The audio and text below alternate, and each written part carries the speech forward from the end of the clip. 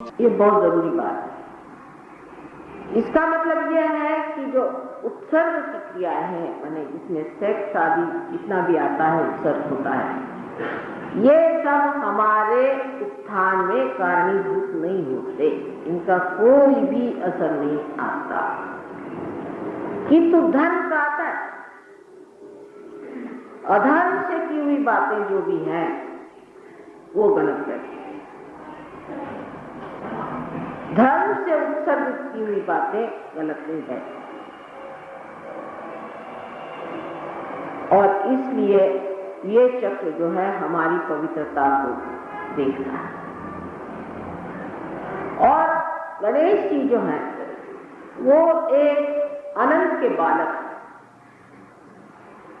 क्योंकि अबोध इनोसेंट, इसलिए उसको इसका घिनौनापन या गंदगी और इसकी जो बुराइयां हैं वो छूती नहीं, अछूती है। तो साक्षात ओंकार हीरा किसी जगह भी फेंक दीजिए, हीरा ही बना रहे, साक्षात ओंकार, उसको कोई छू नहीं सकता। और इसलिए वो वहां बैठे हुए पूर्णतया अपने अंदर बसी हुई जो पवित्रता है उसे समान। मनुष्य सोचता है कि माँ आप ऐसा कहते हैं, पर दुनिया में इतने अपवित्र लोग हैं, उनको कुछ नहीं होता, उनको कोई बीमारी नहीं होती, उनको कोई तकलीफ नहीं होती, और बड़ी शैतानी करते रहते हैं और बड़े सुखी। ये बात नहीं। हर एक चक्र का अपना अपना दोष होता है। अब ये चक्र इतना महत्वपूर्ण है, जिस आदमी का ये चक्र खराब हो जाता है उसको दूसरे किसी भी चक्र के खराब हो जाने से मलाइटिस जैसी गंदी गंदी बीमारियां हो, बहुत सी कैंसर की बीमारियां भी इसी चक्र के खराब होने से, आंख की शिकायतें भी इससे हो सकती, बुद्धि की खराबियां इससे आ सकती, और नाना प्रकार के विकार इस चक्र के खराब होने से होते हैं। इसलिए जो लोग कहते हैं कि आदमी की अपवित्रता से कोई फर्क नहीं पड़ता, वो दोनों का कनेक्शन ही नहीं बना, वो जोड़ ही नहीं पाते कि ये इस वजह से है। ये तो जब आप पार हो जाएंगे, जब आप संत जन हो जाएंगे, जब आत्म में चैतन्य लहरियां बहना शुरू हो जाएंगी, तब ये निराकार आपसे बोलेगा, आपके हाथों में बोलेगा कि देखो इस आदमी की क्या खराबी है और इसे क्या ठीक। और आपको आश्चर्य होगा कि जो चक्र दिखाएगा वही खराबी उस आदमी की। मोहम्मद साहब ने कहा है कि जब उत्थान का समय आएगा, यानी ये आज का समय, उस समय आपके हाथ बोलेंगे, आपके हाथों पे आप चक्रों को जानकर बता सकेंगे कि इस आदमी में कौन सा दोष है। ये यहाँ पर और यहाँ पर मूलाधार का स्थान है। परमात्मा की असीम कृपा से आप योग भूमि में बैठे हैं, बड़े बड़े संत यहाँ हो गए, इनके चरण इस भूमि को छू चुके हैं। ये बड़ी भारी योग भूमि है, इसका वर्णन जितना भी करें सो कम है। कल मैंने न जाने अपने को कितनी बार रोका कि इसका वर्णन मैं कैसे किया। सारे विश्व की कुंडलिनी यहाँ पर बैठी हुई है। महाराष्ट्र 3.5 फीट है, बहुत लोग बोलते 3.5 फीट है। अरे 3.5 फीट है मैंने क्या, सारे विश्व की कुंडलिनी के 3.5 फीट महाराष्ट्र में है। अष्टविनायक महाराष्ट्र में है, 8 तरफ से घेर दिया, पवित्रता के इंतजामात कर लिए हैं। अष्टविनायक और 3.5 फीट 28 देवी के स्थान बना दिए। सब पृथ्वी ने इंतजाम यहाँ किए, ज्योतिर्लिंग सारा इंतजाम इस देश में जितना है कहीं भी नहीं हुआ। हालांकि इंग्लैंड में भी मैंने देखा कि जमीन के अंदर से ऐसे पत्थर आ गए जिनमें से वाइब्रेशंस आते हैं, स्टोनहेंज कहते हैं उसको, लेकिन इनको कुछ भी समझ में नहीं आता। इनके यहाँ कोई ऐसे पीर हुए नहीं, कोई ऐसे महात्मा संत हुए नहीं जो कहें। मक्का में भी जो शिव है, मक्का में भी जो पत्थर है, उसका भी वर्णन अपने पुराणों में है, उसका नाम मक्केश्वर शिव। आप देख पंजा साहब को उन्होंने जो निकाला था वो भी वही थी। उस जगह से उस जगह में चैतन्य अभी देखिए, अभी हम यहाँ बैठे हुए हैं, ये आपने जो इस पर चीज बिछाई, ये आप कितने भी सालों पड़ी रहे, किसी का संत को आप दिखाइए तो वो समझ जाएंगे कि इस पर कोई संत साधु बैठे। जो चीज छू जाती है उसी में चैतन्य बढ़ जाता है। आपको पिछली मर्तबा मैंने बताया था कि मैं कश्मीर गई थी, यहाँ नहीं कहीं और, तो हठात मुझे लगा यहाँ कोई बड़ी चैतन्य मची। तो हमने ड्राइवर से कहा भाई गाड़ी रोको, यहाँ पता करो कोई मंदिर शंदिर तो नहीं। उसने कहा माता जी यहाँ कहाँ मंदिर शंदिर है, ये तो बिल्कुल आप जंगल में घूम रहे। तो मैंने पति से कहा कि हो सकता है 4-5 मील की दरमियान कोई ना कोई चीज होनी चाहिए। अच्छा, मैंने कहा जैसे कहती उसी रास्ते पे उससे चलो। तो चलते गए, एक जगह पहुंचे तो कहने तो सारे मुसलमानों की बस्ती है, आपको क्या मिलने वाला? मैंने कहा यहाँ पूछो तो सही। तो उन्होंने बताया कि यहाँ हजरत इकबाल है, एक बाल मोहम्मद साहब का रखा हुआ है और मैं 5 मिनट पर उसको दूर में पकड़ ली। अब उनको आप कुछ भी कहिए, भला बुरा कहिए, आपका जो मन चाहे कह सकते हैं, वो भी अपने ही हैं, बिल्कुल अपने हैं, ये समझ लेना चाहिए। उनमें नानक साहब में कोई फर्क नहीं है, चाहे हिंदू मुसलमान लड़े, चाहे कुछ करें, गर्दन काटें, उससे फर्क नहीं पड़ने वाला। जो बात सही और सत्य मैं आपको बता रही हूँ, हम लोग आपस में बेकारी में लड़ रहे हैं, ये सब बेकार, लड़ने की कोई बात ही नहीं। आज हजारों मुसलमान सहयोग में आ रहे हैं क्योंकि उनके आगे खोमिनी खड़ा हो गया, भगवान को चार रखे हो, कहते अब नहीं चाहिए मुसलमान ऐसा, क्योंकि भगवान ने कृपा कर और इतनी बदल उनमें आ गया कि अब वो कहते बाबा सहयोग, अच्छा वो गणेश जी की पूजा कर रहे हैं और आपको गणेश जी सिखाएंगे कैसे गणेश जी का क्या मतलब। तो सहयोग में आप समझ सकते हैं कि जो कुछ वास्तविकता है वो हमारे अंदर है, यथार्थ हमारे अंदर है, उसे समझ लें और दिमागी जमा खर्च न इकट्ठा करके लड़ाई झगड़ा मत करो बाबा।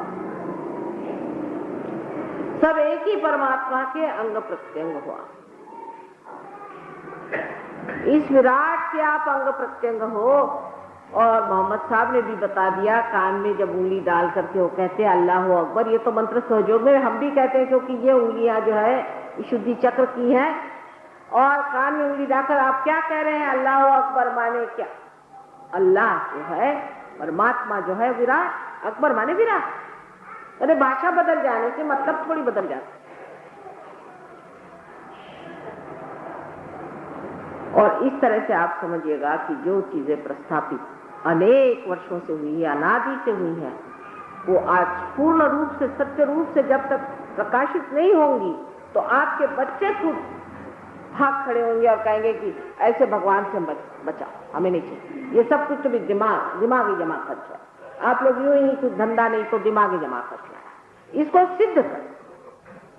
सो कुंडलिनी का जागरण जब होता है तो पूरी की पूरी कुंडलिनी नहीं, उसका कुछ हिस्सा उठता है, बहुत से डोरियां बांध करके, जैसे समझ लीजिए ऐसी ये कुंडलिनी है, उसकी कुछ ही डोरियां सुषुम्ना नाड़ी से उठती हैं, मध्य का जो बीच में है,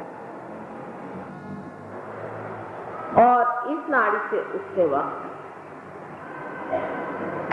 जो कुछ भी उसमें शक्ति भरी जाती है या शक्ति लगती है वो गणेश। मैंने आपकी पवित्रता बहुत जरूरी चीज है। अगर आदमी कोई पवित्र हो तो एक क्षण में वहां से वहां पहुंचकर कहा जाता, एक क्षण। एक साहब मैं जानती हूँ को बहुत बड़े आदमी है, वो 2 मिनट के अंदर में पार हो, 2 मिनट। मैं हैरान हो गई कि उनकी कुंडली जाके अत्यंत पवित्र आदमी है, वो कोई शंका। उनकी तंदुरुस्ती वैसे भी अच्छी रहती थी, उनकी कोई रुकावटें और नहीं थी, कोई कॉम्प्लिकेशन नहीं था, एकदम उनकी कुंडलिनी खुल करके चारों तरफ फैल गई और उनके हाथ से झट झट झट पानी। ऐसा नहीं लोग अपने देहातों में, मतलब देहातों में इधर काम नहीं किया देहातों में इतना, लेकिन महाराष्ट्र के देहातों में हजारों लोग पार हो गए, हजारों।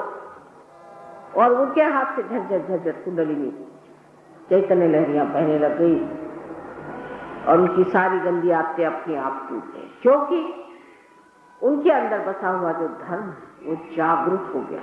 अब ये दिन नहीं है कि हम आपसे कहें ये न करो वो न करो, और बाह्य को आदमी ज्यादा पकड़ेगा, अंदर को नहीं पकड़ता। कुछ न कुछ ऐसा बना दिया है बाह्य का, उसको पकड़ लेंगे।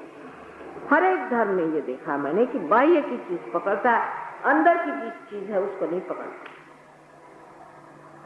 अब जैसे मुसलमान धर्म में शराब पीना मना है, शराब जरूर पिएंगे और नमाज 5 मरतबा जरूर पढ़ेंगे।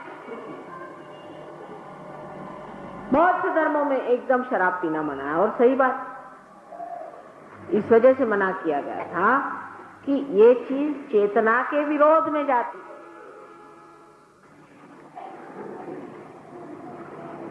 जो चीज चेतना के विरोध में जाती है वो साफ बात है कि नहीं लेना चाहिए, क्योंकि चेतना में परमात्मा को पाना चाहिए। पर अगर किसी से कहिए कि शराब न पीजिए तो आधे लोग उसके चले जाते। इसलिए मैं कहती नहीं ऐसी कोई बात, बैठे रहो बैठे रहो। पार होने के बाद अपने आप धर्म जागरूक हो जाएगा, सब चीज छूट छाट जाएगी मेरे बच्चों को, क्यों उनको अभी से भगाओ। सब चीज छूट छाट जाती है, क्योंकि ये जो धर्म है हमारे अंदर, जो ये बीचों बीच बना, इस जगह 10 गुरु हैं, 10 गुरुओं के तत्व हैं। वो तत्वता वैसे भी है और साकार स्वरूप भी, और ये सारे गुरु हमारे अंदर जागरूक हो जाते हैं, और इनकी जागृति की वजह से धर्म हमारे अंदर जागरूक होने से हम अधर्म का काम कर ही नहीं सकते, कर ही नहीं सकते, पछता ही नहीं, हजम ही नहीं होगा, परेशान हो जाएंगे आप। कोई भी धर्म की बात करेगी तो आप भागेंगे, बाबा रे बाबा यहां से भाग।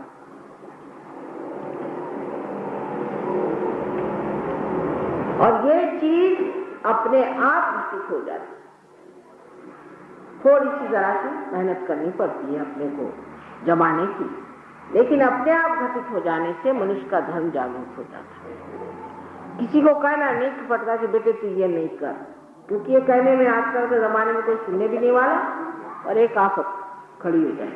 सबको दादा पुता करके भाई बैठ जाओ, कोई बात नहीं, ठीक है, शराब पीते हो ना, ठीक है, और भी धंधे, कोई बात नहीं, बैठ जाओ, जो भी करते हो कोई हर्ज नहीं, बेटे सब लोग बैठो, पहले पार हो जाओ फिर बात करो, तो कोई फिर बुरा नहीं मानता। लेकिन पहले ही शुरू कर दे कि भाई तुम शराब पीना मना है और फलाना मना है, सिगरेट नहीं पियो, तो लोग बिगड़े। अब मुसलमान लोगों का ये कहना है कि उनको सिगरेट मना नहीं करते, तब सिगरेट थी नहीं तो मना क्या करता है। फिर नानक साहब बन करके आया और कहा भाई सिगरेट मत पियो, क्योंकि अब सिगरेट भी निकाली इन्होंने। अब कल आप लोग अगर गांजा वांजा पीते हैं तो लोग कहेंगे साहब नानक साहब ने तो नहीं कहा कि गांजा मत पियो, तो अभी हम लोग पी सकते हैं गांजा। तो इस तरह से जो भगेड़ू लोग होते हैं उनसे तो भगवान ही बचा रहे। यानी कबीरदास जी जो कि इतने पहुंचे हुए थे, वो नहीं सोचते होंगे कि लोग कितने गंवार हैं। बिहार में उन्होंने सारा अपना जीवन बिताया, वहां इतना उत्थान का कार्य किया, और उन्होंने कुंडलिनी को सुरती कहा हुआ है, हर जगह सुरती कुंडलिनी को कहा। बिहार में आपको आश्चर्य होगा कि तंबाकू को वो सुरती कहते हैं। अकल है कि नहीं लोगों के पास एक से बढ़िया, कि क्या साहब कबीरदास जी सोचते होंगे कि किस बेवकूफों से पाला पड़ा कि जिस कुंडलिनी की मैंने बात करी तो उसको ये लोग आजकल छुट्टी कर। और हमारे महाराष्ट्र में भी श्री कृष्ण जो कि विशुद्धि चक्र पे वास, उनका जो मंदिर विट्ठल का बना हुआ है, जहां साक्षात कहते हैं विट्ठल विराजे थे, उस जगह में 1 महीने के लिए लोग साथ में टुकुर टुकुर टुकुर टुकुर बजाते चलते हैं, विट्ठल विट्ठल करते हुए, और मुंह में तंबाकू दबा ले, जिससे कि नफरत है बिल्कुल श्री कृष्ण, नफरत। अब वो कैंसर जब होने लग गया तब अच्छा हुआ, अपने आप छूट। और आश्चर्य उससे भी बढ़ के मुझे तो तब होता है, मैं बचपन से सोचती थी कि इंसान की खोपड़ी कैसे बैठी जब ये देखता है कि कोई शराब खाने में जाकर वहां से लौट रहा है और खूब चढ़ाया हुआ दुख है, तो फिर उसी शराब खाने में क्यों जाता है जब होश में। लेकिन ये आश्चर्य की सब चीजें तो मनुष्य ही में है, परमात्मा का मुझे कोई आश्चर्य नहीं लगता, क्योंकि वो बिल्कुल जो कहते वही करते हैं और जो है सो है। पर मनुष्य करता एक है, बोलता एक और कहता दूसरा। इसकी वजह यह है कि इन सब चक्रों का समग्रता है, इन चक्रों में जो समग्रता है, इंटीग्रेशन चाहिए, वो नहीं। एक चक्र दूसरों से अलग है। धर्म के बारे में एक आध आदमी से तो भाषण देने तैयार। अभी एक साहब मुझे मिले थे सोलापुर में, भाषण हुआ तो कहले माता जी, एक साहब आए थे अभी, बड़े बाबा जी, तो वो हमसे कहने लगे कि भाई अपने देश में इतनी गरीबी है कि लोग बालू भी खाते।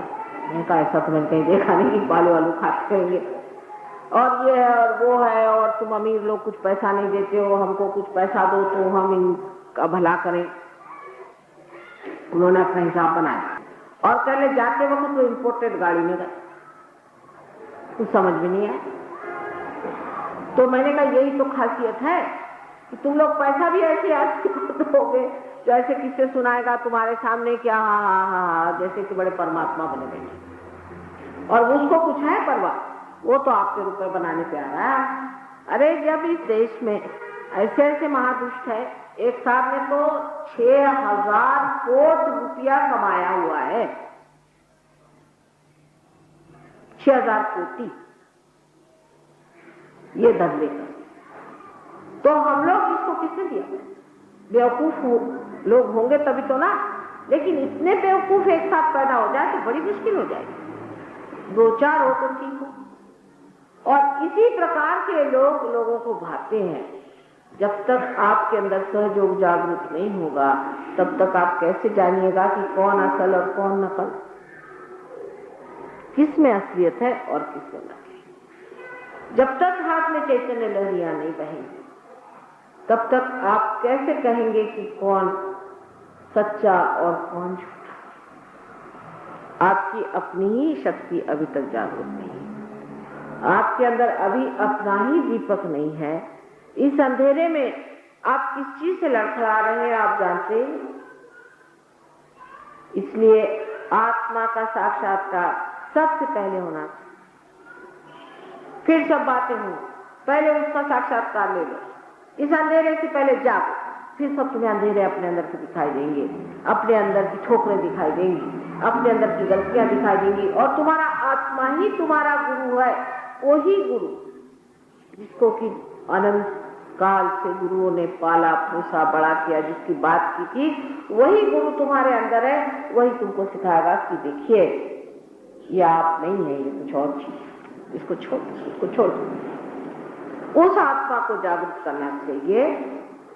किसी भी धर्म को आप अभी मानते हैं, ये तो मानना सिर्फ दिमागी जमा खर्च है।